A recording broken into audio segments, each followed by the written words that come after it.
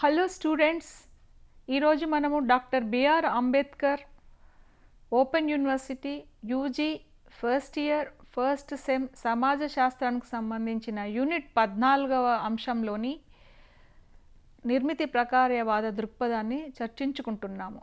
దానికి సంబంధించి ప్రముఖ సమాజ శాస్త్రవేత్తలను గురించి తెలుసుకుందాం.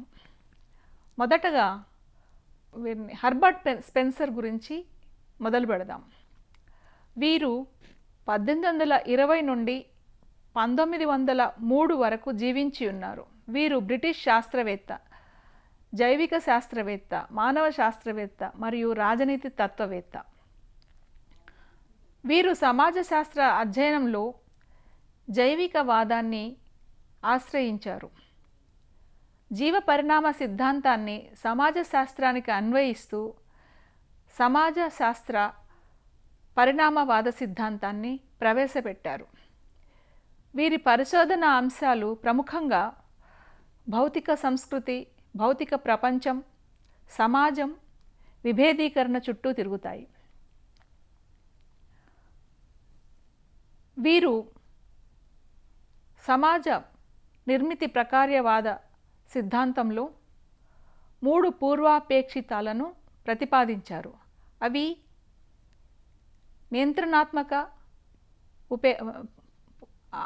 నియంత్రణాత్మక అవసరాలు,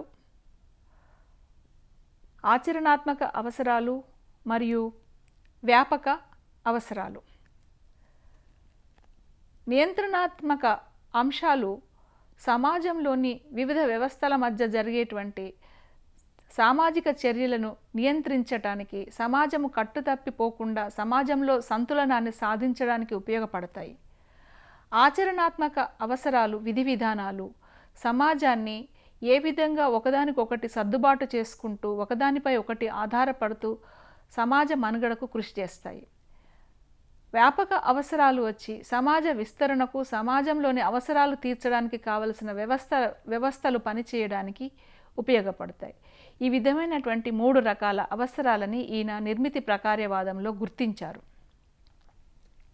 ఆదిమ సమాజాలలో ఈ పై 3 అవసరాలు బంధుత్వంలోనే తీర్చబడగా, ఆధునిక సమాజాలకు వచ్చేసరికి ఇవి కొంచెం సంక్లిష్టతను సంతరించుకున్నాయి.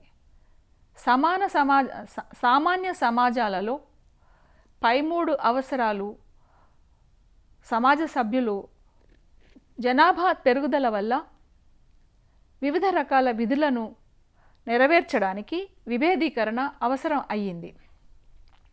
వీటిని నియంత్రించడానికి నాయకుడు, అధికారులు, రాజులు వంటి వారు అవసరమైనారు. దీనికోసము వీటిని నియంత్రించడానికి సామాజిక నియంత్రణ వ్యవస్థలు ఏర్పడ్డాయి. అందువల్ల సామాజిక నియంత్రణకు నేను మళ్ళీ వస్తాను సార్. ఆదిమ సమాజాలలో పై 3 అవసరాలు బంధుత్వ వ్యవస్థ ప్రధానంగా తీరుస్తుంది. జనాభా పెరుగుదల వల్ల వివిధ రకాల విధులను నిర్వర్తించడానికి విభేదీకరణ అవసరమైంది. ఈ విభేదీకరణ వల్ల వివిధ రకాల వ్యవస్థలు ఏర్పడ్డాయి.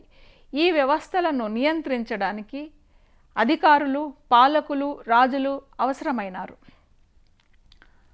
ఈ విధంగా రాజ్య వ్యవస్థ ఏర్పడుతుంది.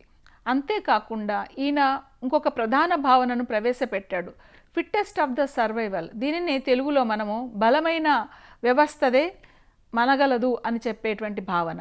ఈ భావన ద్వారా చిన్న చిన్న తెగలు ఏ విధంగా ప్రధానమైన తెగలకు, బలమైన తెగలకు ప్రాధాన్యతనిస్తూ క్రమంగా అంతర్ధానమైనాయో తెలుపుతుంది.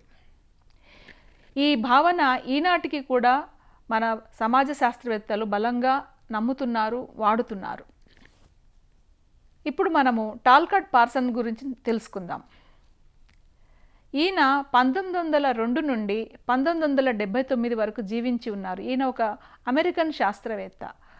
ఆనాటి అమెరికాలో ఉన్నటువంటి సామాజికమైనటువంటి స్థితిగతులను అధ్యయనం చేయడానికి ఈయన కొన్ని రకాల సిద్ధాంతాలను ప్రతిపాదించారు. దాంట్లో అత్యంత ముఖ్యమైనది సోషల్ యాక్షన్ సిద్ధాంతం.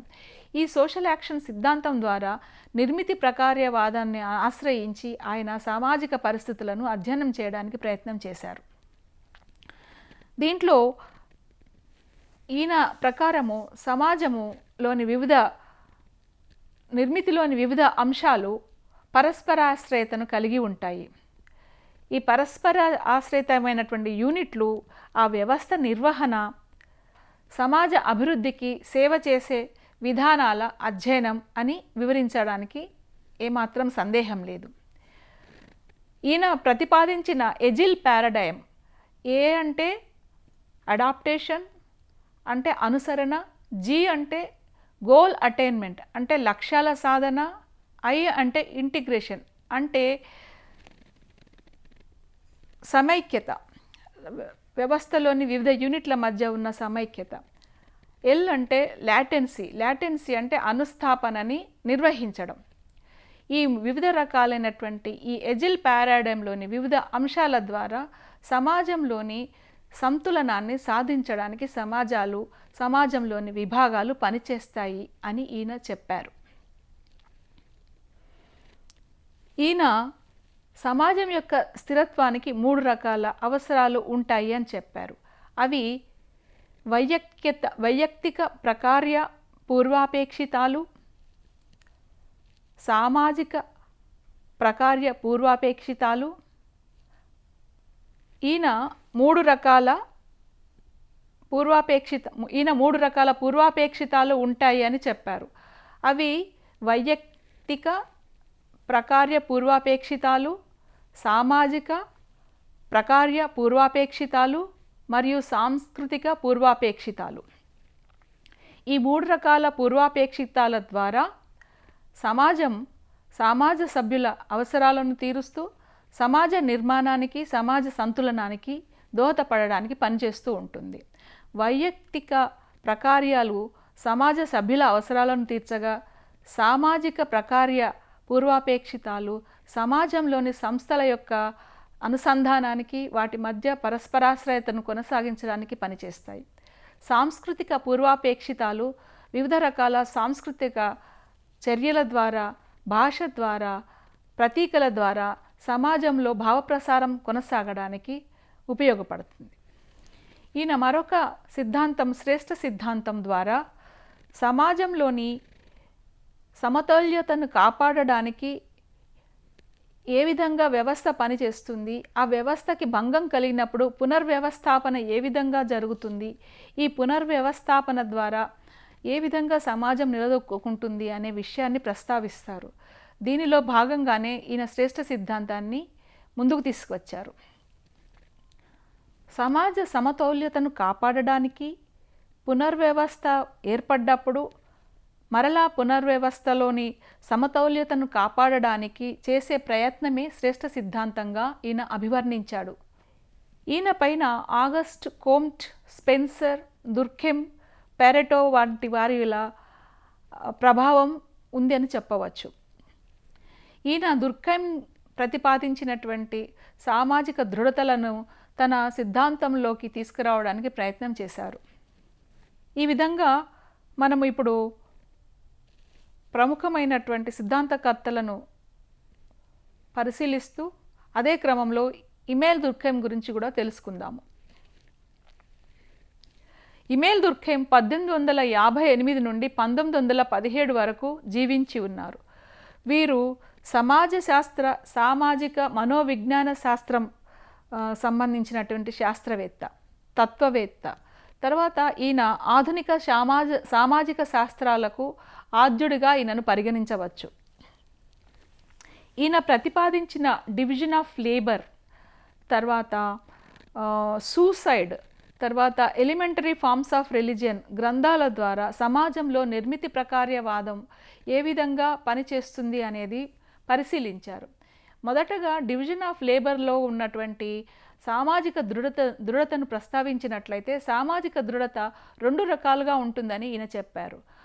సామాన్య సమాజాలలో యాంత్రిక దారుఢ్యత ఉంటుందని ఈయన చెప్పారు. అంటే సమాజంలోని సభ్యులందరూ ఒకే రకమైన పనిని, ఒకే విధమైన విలువలతోటి, నమ్మకాలతో పనిచేస్తూ ఉంటారు.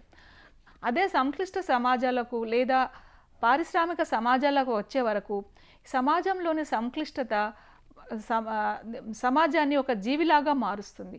అందువల్ల సమాజంలోని వివిధ రకాలైనటువంటి అవసరాలు తీర్చడానికి విభేదీకరణ అవసరమైనప్పుడు, ఆ విభేదీకరణకు అనుగుణంగా సామాజిక అవసరాలకు అనుగుణంగా విభేదీకరణ అవసరమైనప్పుడు ఆ విభేదీకరణకు అనుగుణంగా యాంత్రిక దారుఢ్యత ఏర్పడుతుంది.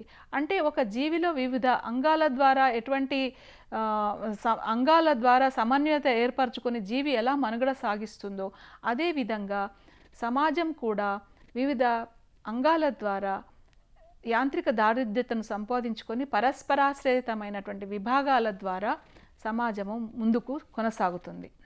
దీనిలో సభ్యులు వివిధ రకాల పనులు చేస్తూ పరస్పరాశ్రయతను కలిగి ఉండి సమాజ నిర్మాణానికి, సమాజ కొనసాగింపునకు, సమాజంలోని సంతులనాన్ని సాధించడానికి పనిచేస్తూ ఉంటారు.